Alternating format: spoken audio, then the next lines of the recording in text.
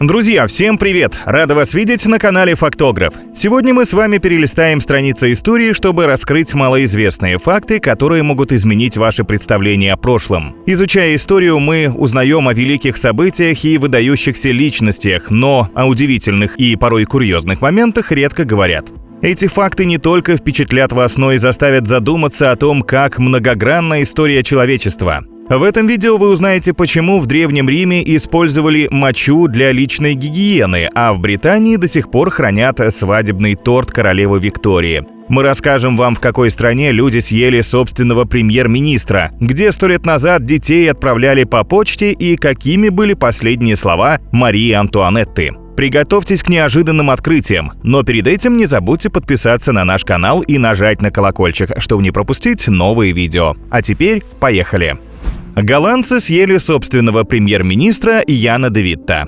Жуткое событие произошло 20 августа 1672 года. Как же люди дошли до такого варварства? Нидерланды в тот период переживали тяжелые времена. На республику напали одновременно Франция и Англия. Силы атаковавших быстро сломили сопротивление и оккупировали большую часть голландских земель. Затем последовал захват монархистами власти в оставшихся свободных провинциях. 1672 год в голландской истории стал годом бедствий. Общество было полностью деморализовано. На тот момент Ян де Вит занимал пост великого пенсионария. Это что-то вроде премьер-министра 20 лет подряд. После смены власти Яна де Витта заставили отречься от должности. Более того, народ, который раньше любил де Витта, стал винить его во всех бедах. Так премьер-министра не только лишили власти, но и приговорили к изгнанию, а его брата Корнелиса арестовали и обвинили в заговоре.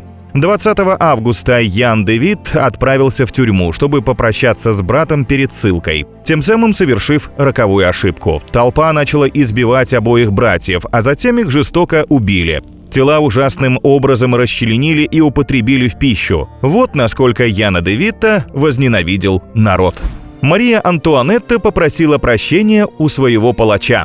Казнь Марии Антуанетты, на тот момент бывшей королевы Франции, состоялась в Париже 16 октября 1793 года. Марию Антуанетту, осужденную за предательство, обезглавили на гильотине. Это известный исторический факт. Но знаете ли вы детали этого события? В 4 часа утра королеве зачитали смертный приговор. Палач Шарль-Анри Сансон постриг Марию Антуанетту наголо и надел ей оковы на отведенные за спину руки. Королева сохраняла полное самообладание и вела себя достойно. Поднимаясь на эшафот, женщина, наступив случайно на ногу палачу, произнесла: «Простите меня, монсеньор, я сделала это не специально». После этого она сама положила голову под нож гильотины. Это были ее последние слова. Мария Антуанетта до последнего вздоха оставалась настоящей леди.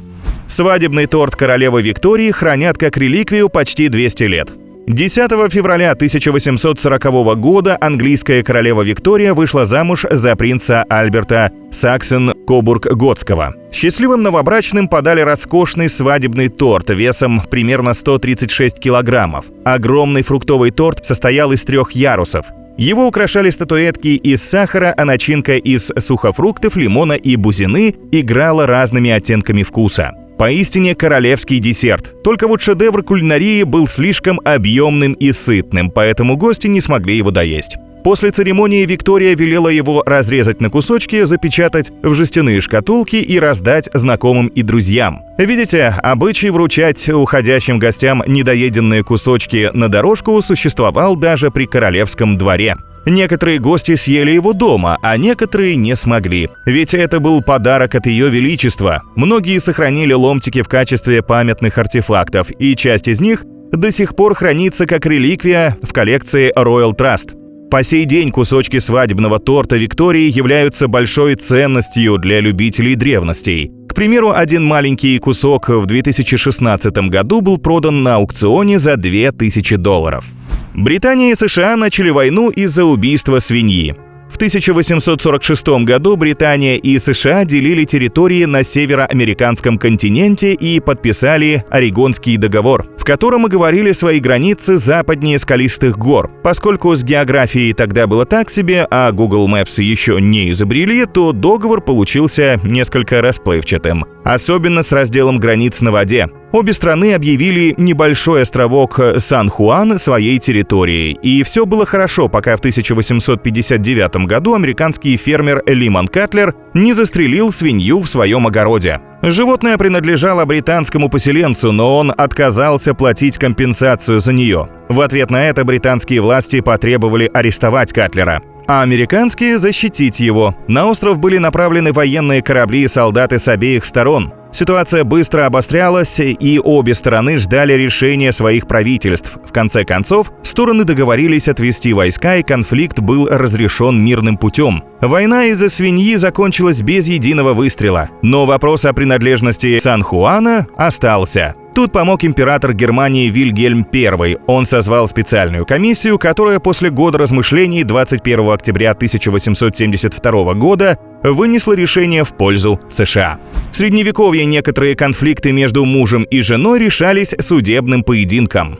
Домашнее насилие – это серьезная проблема. Однако в средневековой Европе решили не запрещать рукоприкладство, а наоборот, сделали законным способом решать споры между супругами. Правила проведения судебных боев между мужем и женой описывался в книге «Фехтбух» – пособие по фехтованию, которую в 1467 году написал дуэлист Ханс Тальхофер. Вооруженный дубинкой мужчина должен был опуститься по пояс в земляную яму. Женщине при этом выдавали мешок с камнями весом примерно в 1,5–2 килограмма. Больше ограничений не было, супруги могли применять любые приемы. Удары по голове, удушение, засовывание женщине дубинки между ног и выкручивание полового органа мужчине было в порядке нормы. Кроме того, правила предусматривали специальную одежду. Состязающиеся муж и жена должны были облачиться в облегающее тело костюмы с капюшоном. Победителя поединка определял судья. Происходящее действо было настолько зрелищным, что собирало огромное количество явно не слабонервных зрителей.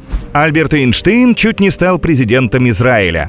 Все мы знаем Эйнштейна как выдающегося физика-теоретика, однако существуют те грани великого ученого, о которых мы даже не слышали. Например, знали ли вы, что ученый активно выступал за права угнетенных народов? Дело в том, что нацисты из Германии изначально недолюбливали Эйнштейна. Его считали позором немецкой нации, ведь он имел еврейские корни. Поэтому Альберт пожертвовал немецким гражданством ради собственной безопасности и переехал из Германии в США. В далеком 1947 году Эйнштейн приложил свою руку и к созданию государства Израиль. А в 1952 году премьер-министр Израиля Дэвид Бен-Гурион предложил Альберту Эйнштейну должность президента страны. Предложение стать главой Израиля несказанно тронуло физика. Но он наотрез отказался. Эйнштейн заявил, что он, к своему сожалению, не может принять данное приглашение, так как не имеет достаточного опыта и умения работать с людьми. В начале 20 века в США можно было отправить детей по почте. Этот факт ужаснет современных родителей. Но так уж получилось, что в 1910-х годах в США можно было отправить своего ребенка по почте. Точнее, в законе о почте про людей ничего не писали, а значит, и прямого запрета на пересылку детей почтой в нем тоже не было. Только одна оговорка, чтобы посылка весила не больше 22,5 килограммов. Рисковые родители отправляли таким необычным способом детей, скажем, к бабушке на каникулы. Про первый случай написали в «Нью-Йорк Таймс» и завертелось. Обычно отправленные по почте дети или шли вместе с почтальонами за руку, или те несли их на руках. А почему бы и нет? Ведь пересылка стоила меньше $1, и груз доставлялся прямо в руки. Выходило удобнее и дешевле, чем отправить ребенка на поезде. Только в 1920 году было окончательно запрещено принимать детей для доставки почтой. К счастью, такая практика закончилась благополучно. Неизвестно ни одного случая, когда бы ребенок не добрался до финальной точки или пострадал. Древние римляне использовали мочу для стирки и чистки зубов. Древние римляне оказались весьма интересными ребятами. Они отличились огромной изобретательностью по части использования мочи, поскольку она содержит много аммиака, обладающего отбеливающими и дезинфицирующими свойствами, ее применяли в качестве средства для стирки и чистки зубов. Вам это может показаться странным и отвратительным, но для римлян это был обычный и распространенный способ поддержания гигиены. Со стиркой понятно. Римляне смачивали ткани в свежей моче или использовали ее в качестве добавки к воде. Но как мочой они чистили зубы? Это даже в голове не укладывается. Тем не менее, римляне смачивали губку или мягкую ткань в моче и нежно протирали зубы. Аммиак в моче помогал удалять налет и освежал дыхание. Этот метод был популярен среди богатых и знатных римлян. Они всегда обладали доступом к свежей моче, которая регулярно собиралась из общественных туалетов. Людей в прошлом лечили наркотическими средствами. Более 100 лет назад хлороформ, кокаин, героин и морфий предлагались как эффективные средства лечения практически любой болезни. Эти лекарства широко рекламировали, а купить их можно было фактически в любой аптеке. Например, кокаин был невероятно популярен в конце 19-го, начала 20 века как лекарственное средство и психостимулятор. Сам Фрейд восхищался его свойствами и рекомендовал от многих расстройств. Кокаин добавляли в продукты и напитки. Изготовляли на его основе многочисленные лекарства, в том числе для детей. Даже первый рецепт Кока-Колы включает в себя щепотку листьев коки. После долгого употребления кокаиносодержащего продукта у людей появились серьезные нарушения пищеварения и психики. Галлюцинации, бессонница, не говоря уже о тяжелой депрессии после отказа от него. Помимо кокаина в прошлом были очень распространены лекарства на основе морфия и героина. Их добавляли в сиропы от кашля и применяли для успокоения маленьких детей во время прорезания зубов и других недугов. Также с 1947 года как средство для снятия симптомов астмы и как общее анестезирующее средство применялся хлороформ. Первое в мире селфи было сделано в 1839 году. Если вы думаете, что мода на селфи появилась только с появлением смартфонов, то это не так. На самом деле фотографировать сами себя люди стали практически сразу, как возникла фотография. Да, селфи уже почти 200 лет. Автором первого селфи в истории человечества считается американский химик Роберт Корнелиус. В 1939 году мужчина сфотографировал себя с помощью дагеротипа, прототипа первого фотоаппарата. Получаемые с помощью этой технологии снимки напоминают отражение в зеркале. Их изображение состоит из амальгамы, образующейся при взаимодействии серебра и ртути, поэтому такие фото часто называли зеркалом с памятью. Снимок Роберта очень старый, и, безусловно, время оставило на нем свой отпечаток, но мы все же можем отчетливо разглядеть мужчину. На фото у него задумчивый и немного напряженный вид. Воротник пальто поднят, волосы слегка растрепаны. Чтобы снимок получился таким четким, Роберту пришлось стоять неподвижно в течение 10 или даже 15 минут. На этом у нас все, друзья. Спасибо вам за просмотр. Не забудьте поделиться в комментариях, какой исторический факт впечатлил вас больше всего.